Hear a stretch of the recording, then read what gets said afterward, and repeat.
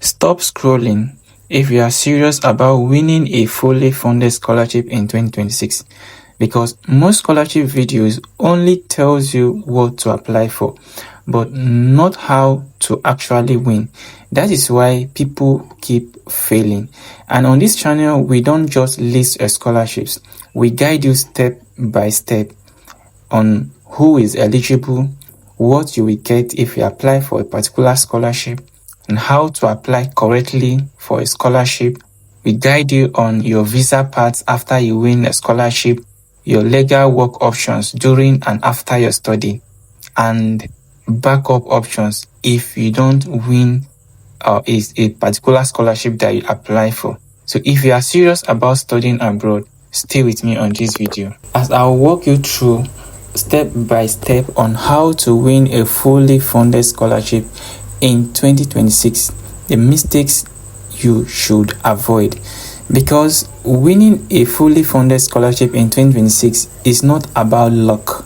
No, it is about your strategy, it is about your preparation, and it is about avoiding your critical mistakes that silently disqualify thousands of applicants every year. Well, in this video, I'm going to guide you. You're going to learn what scholarship committees actually look for and the most common mistakes applicants or students make while applying for a scholarship. And also, well, you are going to learn a proven strategy to stand out in 2026 in all your applications. And lastly, we are going to guide you on how to position yourself as a top-tier candidate. If you are serious about studying abroad for free in 2026, this guide is made just for you. So as usual, if you are with your biro and a notebook, let's pick it up and let's start here. First thing first, the first mistake that students made is understanding what a fully funded really means. Yeah, you have to really have the good understanding of this word fully funded, what it really means. So before applying, or many students misunderstand what fully funded scholarship covers. A true fully funded scholarship usually covers 100% tuition fees. It covers the monthly living allowances. It covers your accommodations and house support. It covers your health insurance. It covers your travel or flight ticket. And it also covers your research or study grants. What is the mistakes to avoid here? The mistake to avoid is applying for a partial funded programs thinking that they are fully funded is a total blunder. Because what you are going to get as a partial funded program or in a partial funded scholarship is totally different from what the fully funded scholarship offers. Right? So if you apply for a partial funded scholarship and you are expecting them to take up the responsibilities for a fully funded scholarship, is not going to work, and that is going to leave you stranded when you are there, because you are going to you'll be expecting so much from the board, which can lead to so many things. So what is a winning tips here? Always read the funding details carefully and confirm what the scholarship covered. You have to be very, very sure if that is a fully funded scholarship or partially funded scholarship. So let's move to the second mistake that students make is stop applying late, because timing matters more than you think. One of the biggest reasons students lose scholarship is late preparation. You can't be applying for scholarship and not preparing enough. Most winning candidates start preparing 6 to 12 months earlier. They research the program before the application is even open officially. They prepare their document in advance. What is a mistake to avoid here? Waiting for the deadline before you start is very, very dangerous. You have to avoid that mistake. Don't wait till the last week of closing or deadline before you start your application. Don't wait for the last month before you start your application. Start your application early, monitor their website, and follow up every information that you need to know about the scholarship. Now, what is the winning tips you need to grab from this error? The winning tips is you need to create a scholarship calendar for 2026 and track all your scholarship deadlines. Now, you need to have your personal diary for 2026, and in that diary, it should be dedicated for your scholarship application only, whereby you are going to write down the application, the scholarship you applied for. You are going to write the calendar, the deadlines there. In fact, anyone that you want to apply for and is yet to be open, write it there. Follow it up until it is open. When it is open, follow it up. Our team at Sprint Remote is working on our scholarship calendar for 2026, which should be out anytime soon. So if this is your first time you are coming across our video, kindly subscribe to this channel and follow us on all social media. We are active on Facebook, on TikTok, on Instagram, on Twitter. You can follow us up for any latest information that we'll be passing across to you, and our blog www.sprintremote.com. There all informations are there, and if this scholarship calendar is out, we're going to post it on our website. If you are active visitors on our website, you're not going to miss this offer. So if you are not, I will advise you to keep visiting our website as frequent as possible, and you get this offer from us free of charge. You are not paying for it. So if you are still with your biro and a pen and a book, let's move on to the number 3 mistakes that students or applicants make while applying for scholarship. And the mistake is generic personal statement. This SOP kills applications a whole lot. Your statement of purpose, which is your SOP, is often the deciding factor to you winning that scholarship or not. Your scholarship reviewers can instantly recognize if you copy and paste that content. Your scholarship reviewers can instantly recognize if your SOP is AI generated without personalization, or if it is ChatGPT generated. And those reviewers can also instantly recognize if it is a generic motivation letters, because they must have come across a whole lot of motivation letters. Their job doesn't just start today. They have been there. So they can instantly recognize if it is AI generated, if it is copy and paste, and if it is generic.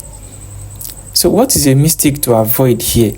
Using one SOP for all your application is very, very wrong. So you need to avoid that mistake in 2026 if you really want your dream of studying abroad to come to life. So, and the winning tips on this mistake is you need to customize every SOP. You need to customize your statement of purpose, considering the scholarship's mission, the university's value, and your academic and career goals. Now, what you need to understand here is different universities have different values. Different scholarships have different missions, and different applicants or different students have different career goals. So you now see the reason why, if there is a generic motivation letter, one can easily detect, and once there is copy and paste content, one can easily detect. If it is AI generated, one can also easily detect, because AI is not you, the applicant, right? So you need to be very, very vigilant on how you write your statement of purpose, considering these 3 major factors. Very, very vital. Let me call it again. 1, the scholarship's mission. 2, the university's value. And 3, your academic and career goals. These are the winning tips on how to get a quality statement of purpose. So moving on to number 4, that is the fourth mistakes to avoid when applying for a scholarship in 2026 is weak CVs. Yes, weak CVs eliminate strong students. A bad CV can ruin an otherwise strong application. Now, a common CV mistakes include too long or too short. Your CV shouldn't be too long and it shouldn't be too short. Your CV mistakes, no measurable achievement. You can't present a CV without a measurable achievement. Poor formatting, no leadership or volunteer experience. Leadership and volunteer experience is very, very important in your CV. The way you formatted your CV is also very, very important. Now, our team have a well-structured, formatted CV. It will soon be out on our website also. So if you are an active visitor on our website, you will definitely come across it very, very soon. It's going to be free for all students out there, all applicants out there. So you should have it as a template, not as a copy-paste. You should just have it as a template or as a guide. So what's the mistake to avoid here? The mistake to avoid is submitting a basic academic CV. It's a big mistake. You cannot afford to submit just a basic academic CV when you are looking how to study outside of your country. It's not accepted. So the quick tips, the winning tips I'll give you here is that your CV should highlight your academic excellence. Your CV should highlight your leadership roles. Your CV should highlight your research experience, your community impact, and it should also highlight your awards and certifications. It's very, very important. So I'm going to be a bit faster so that this video will not be too long, because we're already getting too long. At number 5 mistakes is ignoring leadership and community impact.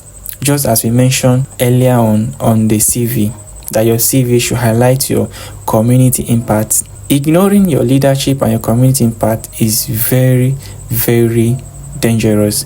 A fully funded scholarship don't just fund students just like that.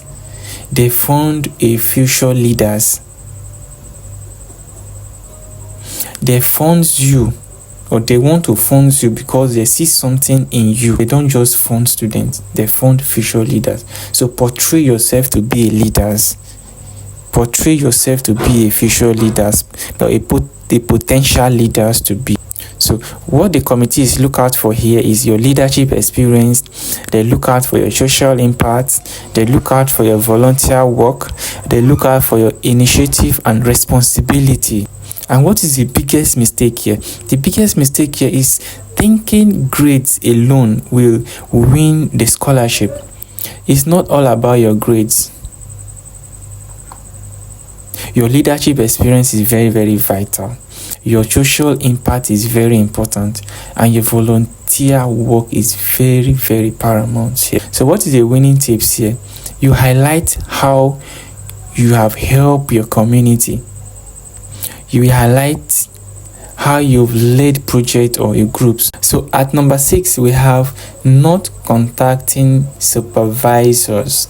Yes, this is mainly for students or applicants for masters and PhD, for research-based programs. This is a major mistake, and many scholarships require that they require your supervisor approval, and they require your research alignment. And the mistake to avoid is applying without contacting the potential supervisors. Now, how do you overcome this? You send your professional email explaining your research interest. You send your professional email explaining why you choose them and how your work aligns with theirs. So the number 8 mistakes to avoid is ignoring English requirement alternatives, because many students lose alternate opportunities because they assume IELTS is mandatory. The reality is many scholarships accept English proficiency letters.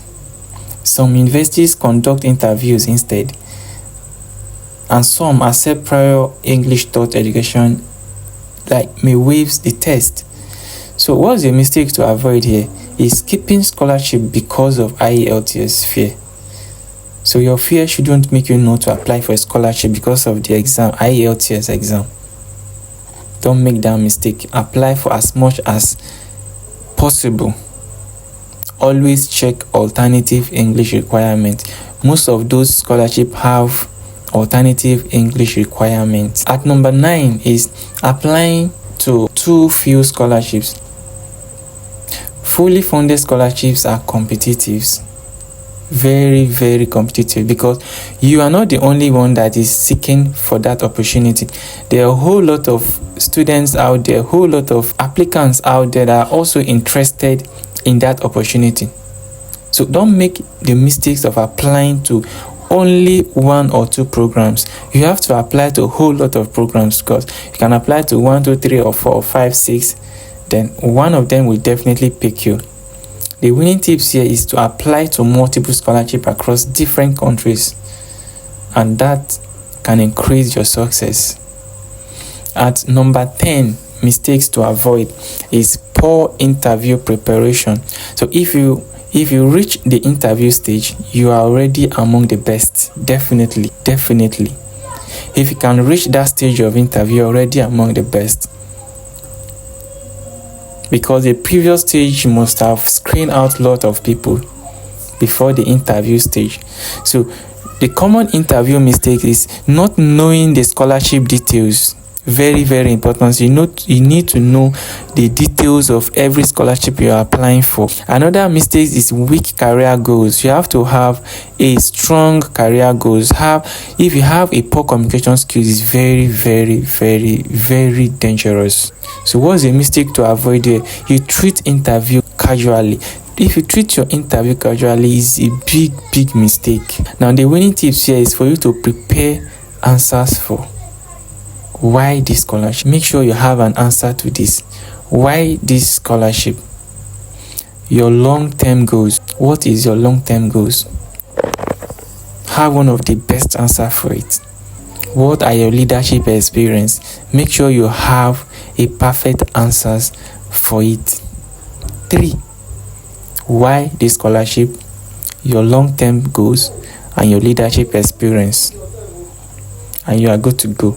And you are ready to nail that interview to whoever is going to interview you. Trust me. And at number 11 is not following instructions properly, because many applicants or students get rejected for simple reasons, just very, very simple reasons, which could be wrong document format, which could be missing file, which could be incorrect file name.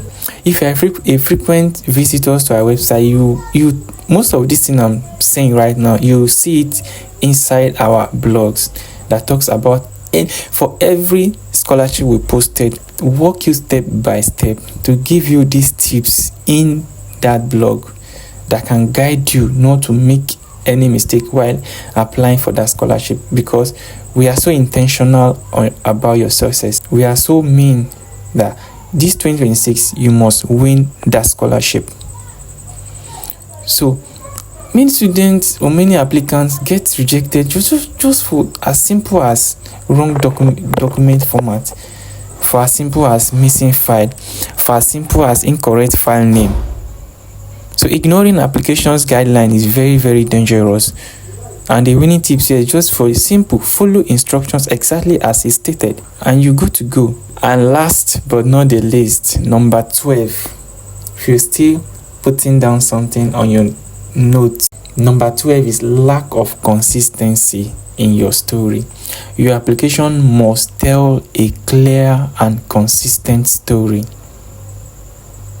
Your CV, your SOP, your recommendation letters, and your interview answers all must tell a clear and consistent story. You can't say one story, your CV is saying another. Your SOP is saying different thing. Your recommendation letter is saying different thing. Your interview is saying totally different thing. It's wrong. All must align. Now, what's a mistake to avoid here? Contradicting yourself across documents is very, very dangerous. It's very bad. And it's a big mistake you need to avoid. You need to build a strong personal narrative. You should be able to speak and make sure you align all your documents together. Build a strong personal narrative. It will go a long way to help you to win that fully funded scholarship in 2026. And just like in form of a recap, my final winning strategy for 2026 is to win fully funded scholarship in 2026. You need to start early. You need to apply smartly. You need to prepare strong documents. You need to avoid common mistakes, and you need to stay consistent and confident, because thousands of students will apply. Only the most prepared will definitely win. Remember, scholarships are not reserved for perfect students. They are awarded to prepared, focused, and strategic applicants or students. So if others can win fully funded scholarship, so you can start today, prepare early, and win in 2026. If you found this video helpful, don't forget to like, subscribe, and share it with someone who needs it.